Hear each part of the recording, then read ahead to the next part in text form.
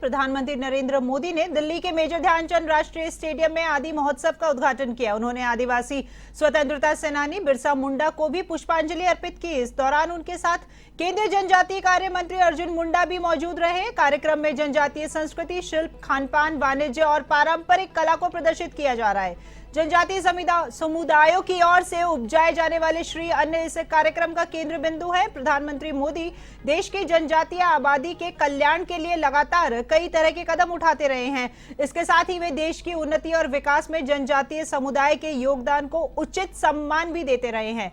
आदि महोत्सव भारतीय जनजातीय सहकारी विपणन विकास महासंघ लिमिटेड की वार्षिक पहल है। ये और चलिए अब आपको ले चलते हैं दिल्ली ध्यानचंद स्टेडियम में, जहां पीएम मोदी जनता को संबोधित कर रहे हैं। आइए आपको सुनाते हैं क्या कुछ कह रहे हैं प्रधानमंत्री। जो एमएसपी के दायरे में आते थे, अब ये संख्या बढ़कर 7 गुना हो गई है। अब ऐसे करीब 90 लघु वन उत्पाद हैं जिन पर सरकार मिनिमम सपोर्ट प्राइस एमएसपी दे रही है।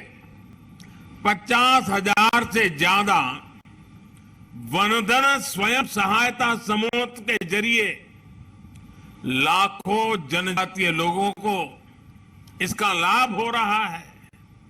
देश में जो स्वयं सहायता समूहों का एक बड़ा नेटवर्क तैयार हो रहा है, उसका भी फायदा आदिवासी समाज को हुआ है। 80 लाख से ज्यादा स्वयं सहायता समूह, सेल्फ हेल्प ग्रुप्स इस समय अलग अलग राज्यों में काम कर रहे हैं। इन समूहों में 1.25 करोड़ से ज्यादा ट्राइबल मेंबर्स हैं, उसमें भी हमारी माताएं बहनें हैं। इसका भी बड़ा लाभ आदिवासी महिलाओं को मिल रहा है। भाइयों और बहनों, आज सरकार का जोर जनजातीय आर्ट्स को प्रमोट करने, जनजातीय युवाओं के स्किल को बढ़ाने पर भी है। इसके बजट में पारंपरिक कारीगरों के लिए पीएम विश्वकर्मा योजना शुरू करने की घोषणा भी की गई है। पीएम विश्वकर्मा के तहत आपको आर्थिक सहायता दी जाएगी, स्किल ट्रेनिंग दी जाएगी, अपने प्रोडक्ट की मार्केटिंग के लिए सपोर्ट किया जाएगा। इसका बहुत बड़ा लाभ हमारी युवा पीढ़ी को होने वाला है। और साथियों, ये प्रयास केवल कुछ एक क्षेत्रों तक सीमित नहीं है।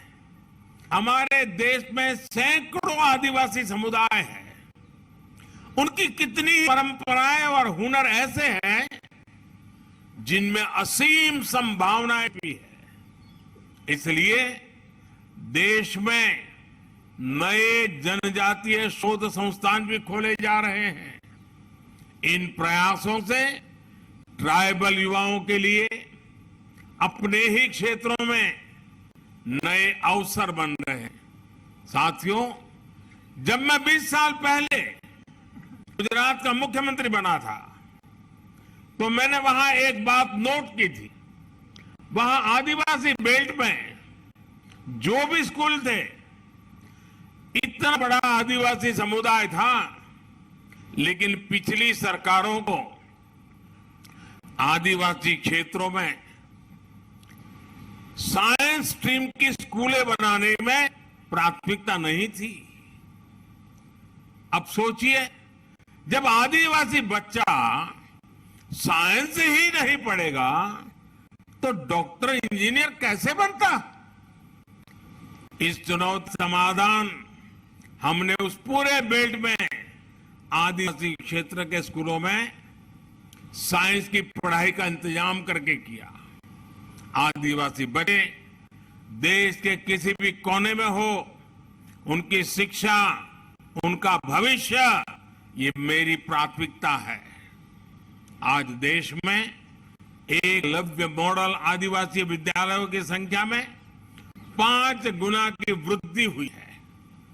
2004 से 2014 के बीच 10 वर्षों में केवल 90 एकलव्य आदिवासी स्कूल खुले थे, लेकिन 2014 से 2022 तक इन 8 वर्षों में 500 से ज्यादा एकलव्य स्कूल स्वीकृत हुए हैं। वर्तमान में इनमें 400 से ज्यादा स्कूलों में पढ़ाई शुरू भी हो चुकी है। 1 लाख से ज्यादा जनजातीय छात्र छात्राएं इन स्कूलों में पढ़ाई भी करने लगे हैं। इस साल के बजट में ऐसे में करीब 40,000 से भी ज्यादा शिक्षकों और कर्मचारियों को भर्ती की भी घोषणा की गई है। अनुसूचित जनजाति के युवाओं को मिलने स्कॉलरशिप में भी 2 गुने से ज्यादा की बढ़ोतरी की गई है। इसका लाभ 30 लाख विद्यार्थियों को मिल रहा है। साथियों, आदिवासी युवाओं को भाषा की बाधा के कारण बहुत दिक्कत का सामना करना पड़ता है, लेकिन नई राष्ट्रीय शिक्षा नीति में मातृभाषा में पढ़ाई के विकल्प को भी खोल दिए गए हैं। अब हमारे आदिवासी बच्चे, आदिवासी युवा अपनी भाषा में पढ़ सकेंगे, आगे बढ़ सकेंगे। साथियों, देश जब आखिरी पायदान पर खड़े व्यक्ति को अपनी प्राथमिकता देता है तो प्रगति के रास्ते अपने आप खुल जाते हैं।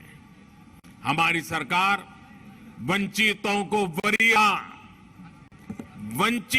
वरीयता ये मंत्र को लेकर देश विकास के लिए नए आयाम छू रहा है।